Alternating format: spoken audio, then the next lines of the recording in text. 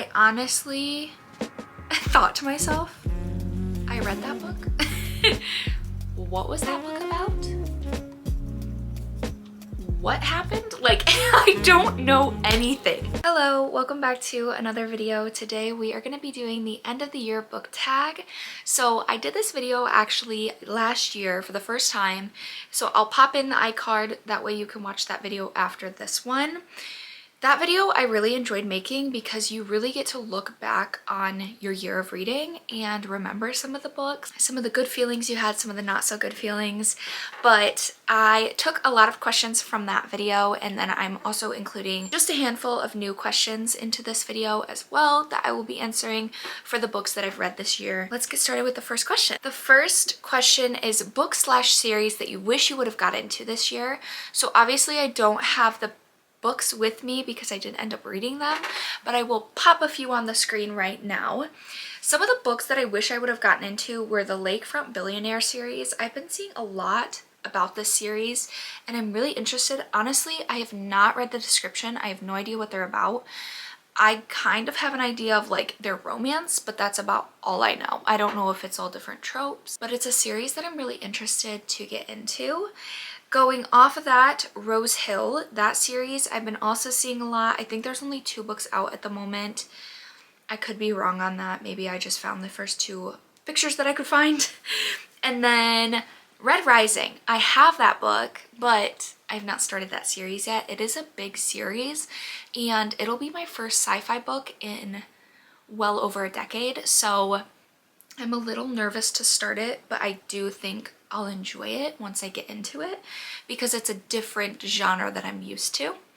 And then the last book that I really thought of was The Nightingale.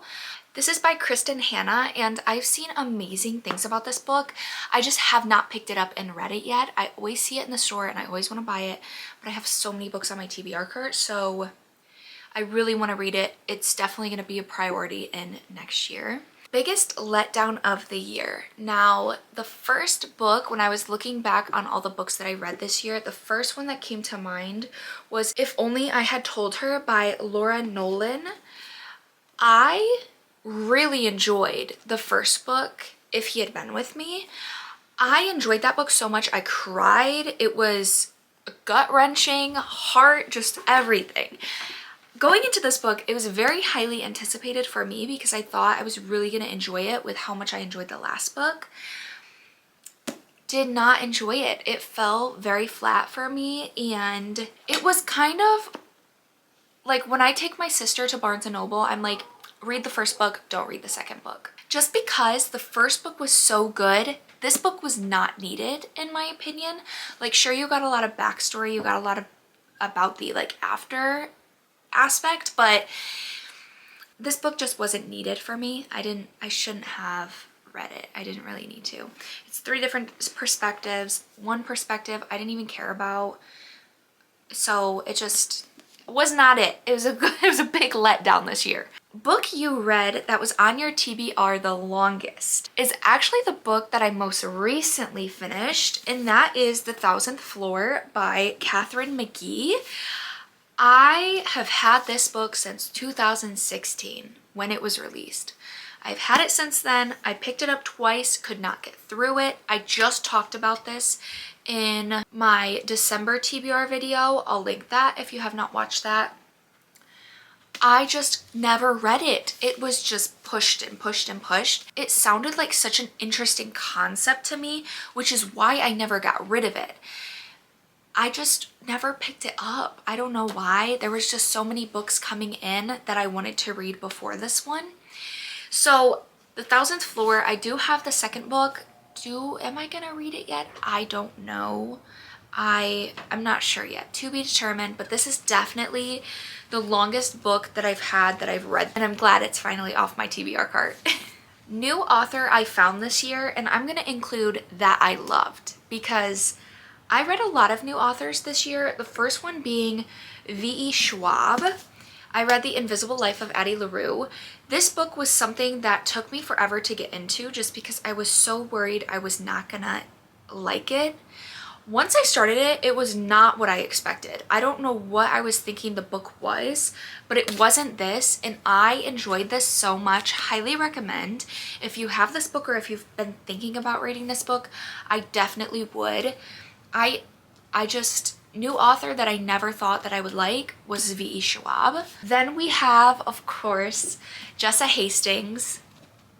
I have no words. I love her books. I love her writing. I'm so happy I read a book by Jessa Hastings because I will definitely be reading more books by her.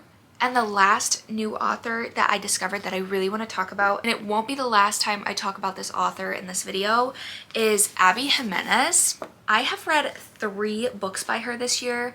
The first book I read was the Happily Ever After playlist. Then I read Yours Truly, and I just recently read Just for the Summer. Oh my goodness, I love her books. They are just so entertaining and fun, yet like they discuss topics that I relate to so strongly, and I just eat them up. I love them. I love all of the audiobooks too. That is one author that if I pick up a book by her, I might look for the audiobook. That way I can just listen to her whenever. So definitely one of my favorite new authors I discovered was Abby Jimenez as well. A book that didn't work out for me this year, when I was looking at my Goodreads to remember what books I had all finished, which honestly I forgot about a lot of the books that I finished this year, this was one that I honestly thought to myself, I read that book? What was that book about? What happened? Like, I don't know anything at all. And that is First Lie Wins by Ashley Elston. I read this book.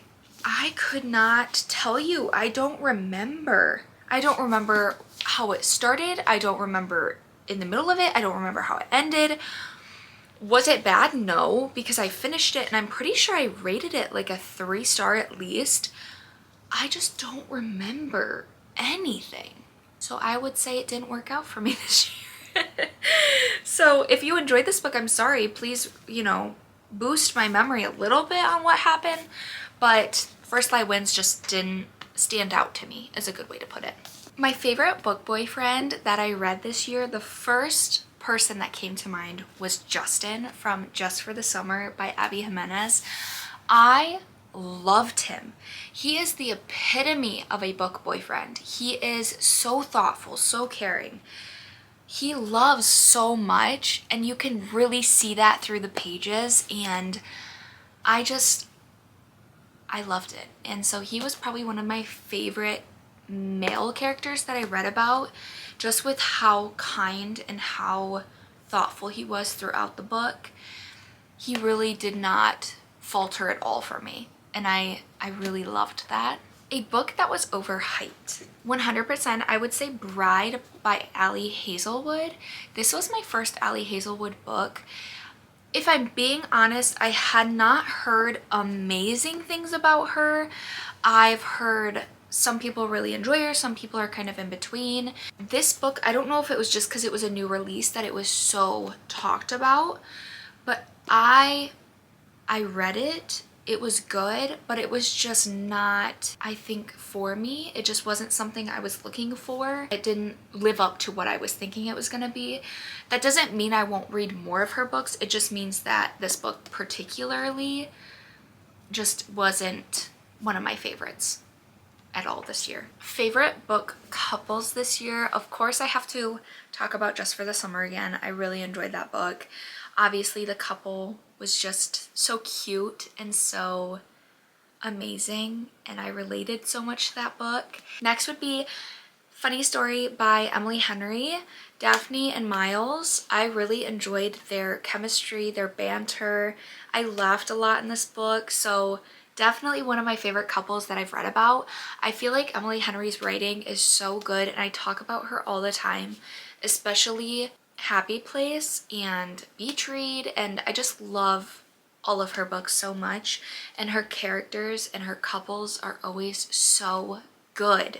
So good. So Funny Story was another book couple that I really enjoyed reading this year. And then I cannot go without mentioning BJ and Magnolia. I know this series is toxic, but I eat it up like nothing else. I loved it. I couldn't stop reading it. Just, I would sit and I'd read and read and read. I do not care. I love Magnolia and BJ. I love Daisy. I love everything about this series, but especially the couples in this series. I really hope this does not fall over, okay?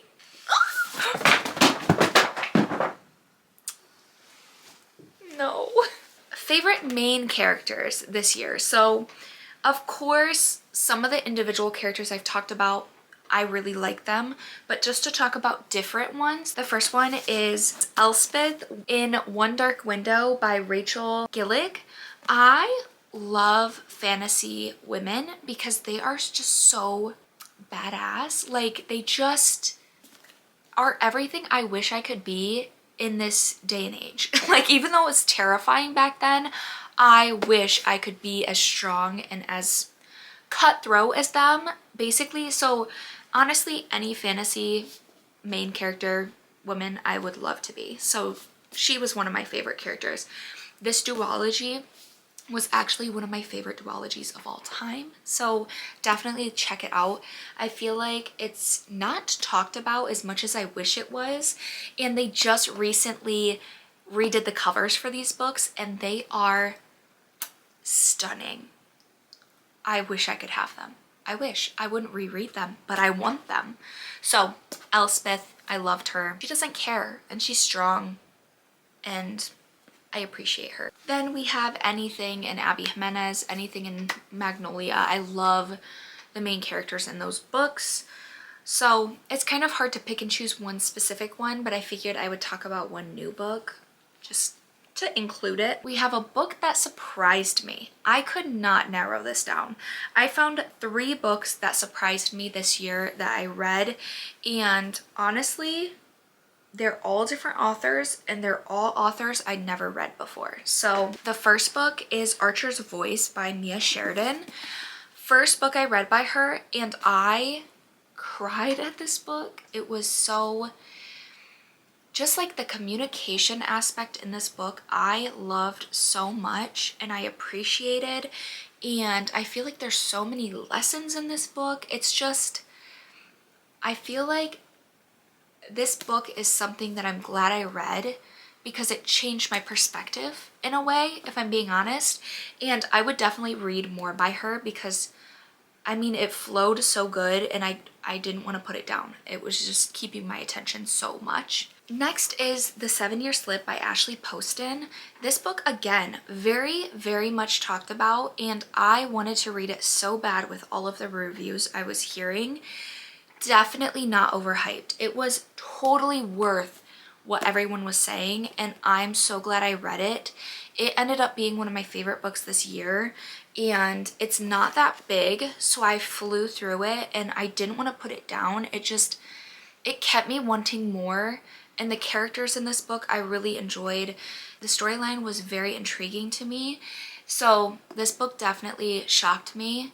And I was not expecting to love it as much as I did. And then lastly, I have The Grace Year by Kim Liggett. This book, again, very interesting concept. It's not the last time I'm going to talk about this book today, but I picked this book up after, I think it was Haley had mentioned what it was about, and it was so interesting to me.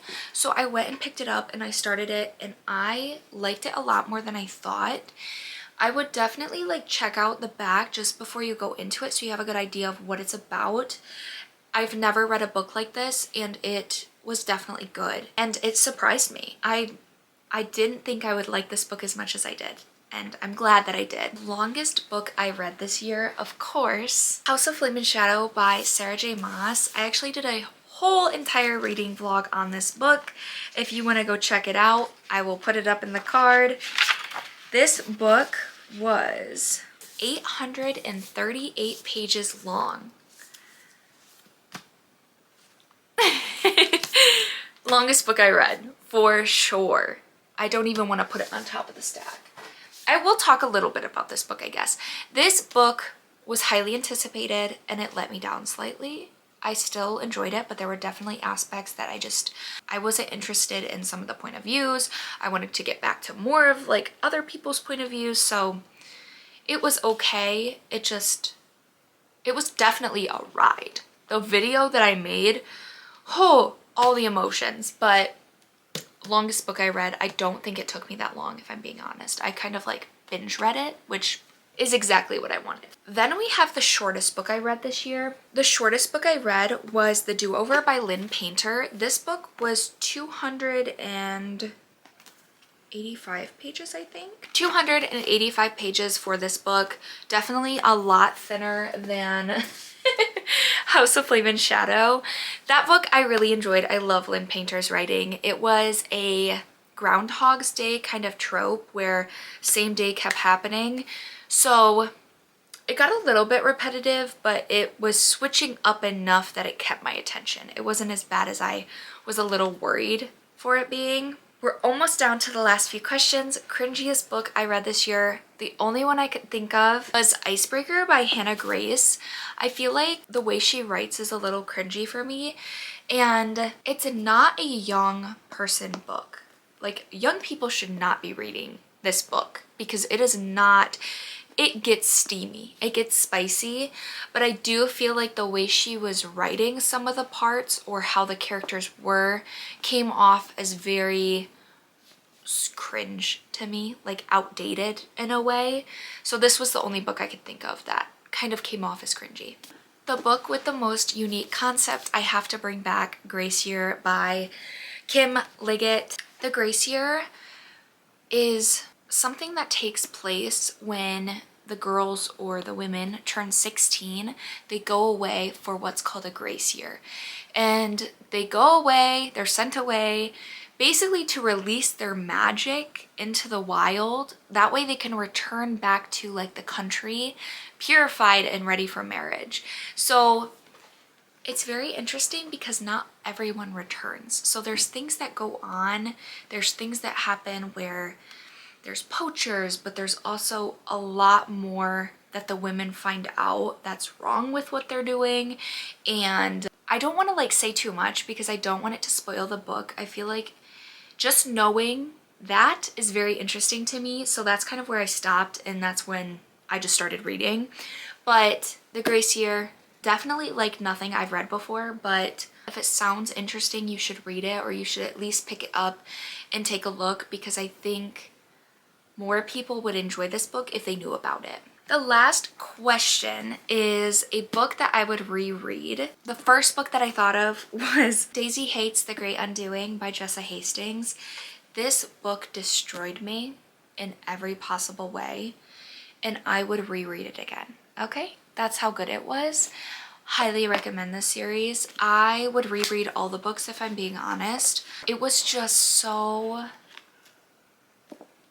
good to me, honestly. I wish I could read this for the first time again, let alone reread it. This was really the only book that I thought of that I would reread again. Obviously there's more books on my shelf, but just from the books that I read this year, this is definitely one of them, along with the rest of the Magnolia Parks and Daisy Hates series. The last thing that we'll do in this video is just reflect on my reading goal, how it went, not well. So this year I had set a goal of 100 books.